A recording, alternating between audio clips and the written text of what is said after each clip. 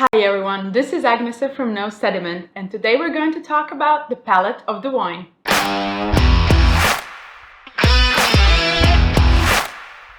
This is probably the greatest part of the wine, the tasting itself.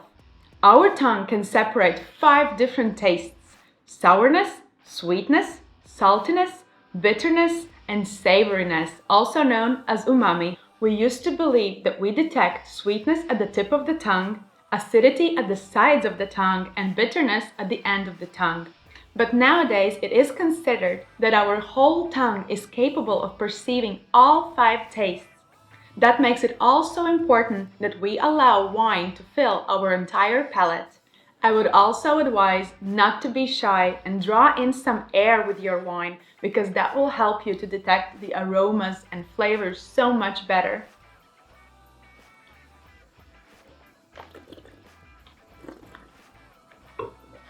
Wine tasting can seem very romantic to some of you, but to analyze it with logical conclusions, we have to go a little technical. One of the first things you can notice when tasting the wine is the sugar level, if there is any. If there is no detectable sugar level in wine, such wine will be considered dry. It seems very easy at first, but I myself have fallen victim to acidity. Elevated acidity can mask very high sugar levels, which is especially true with Riesling wines. Likewise, higher sugar levels can give you a false impression of the acidity. Wines with little amount of residual sugar, up to 9 grams per liter, can be described as off-dry. I don't have specific qualifications for semi-dry and semi-sweet wines, as I think that is a matter of perception and also relationship of the sugar and acidity in wine. In European Union, anything above 45 grams per liter is considered sweet. In some wines, the actual sugar level can reach 300 grams per liter. For example, Tokai and Trockenbeerenauslese. For some reason, acidity is something people fear in wine, when actually it is a friend. Acidity has close relationship with the stability and ageability of wine, freshness, and the reason why it is one of the greatest beverages to enjoy with food. As I mentioned before, it might be hard to detect the acidity level, as high sugar content, tannins in red wine, and elevated alcohol level could hide it. One trick I learned in my studies was to swallow or spit the wine, and then for a few seconds monitor how much your mouth is watering with saliva. If the wine has high acidity level, your body will try to normalize the pH level in your mouth by creating a lot of saliva, hence the mouth-watering sensation. Acidity can be indication of the grape variety or the climate.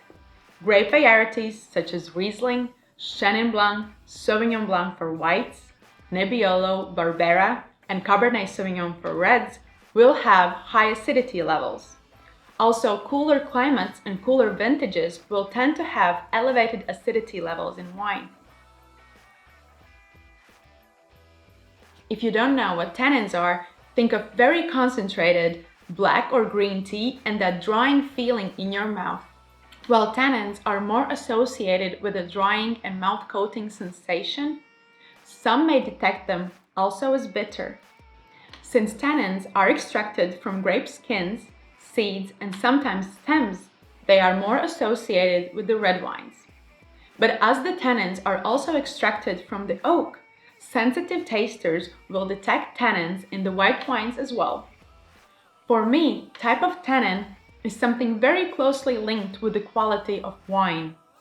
The amount and type of tannins depend on the grape variety. However, we still expect them to be pleasant, playful, ripe, and even velvety. Tannins in young red wines might seem more grippy or sticky, but with age they should become more rounder and softer. Alcohol, as well as tannins on the palate, is more of a feeling. Higher alcohol wines may seem heavier or fuller in body. They will also leave a warming impression. Wines with very high alcohol levels could also leave a burning sensation on your palate.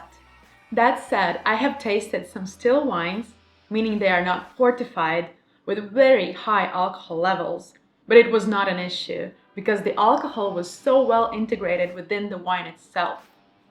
While there are grape varieties that tend to generate higher alcohol levels, such as Gewürztraminer for whites and Garnacha for reds, alcohol is more closely linked with the climate. The sunnier and warmer it is, the higher alcohol content tends to be in the wine. Not only alcohol, but also sugar and tannins can contribute towards body of the wine.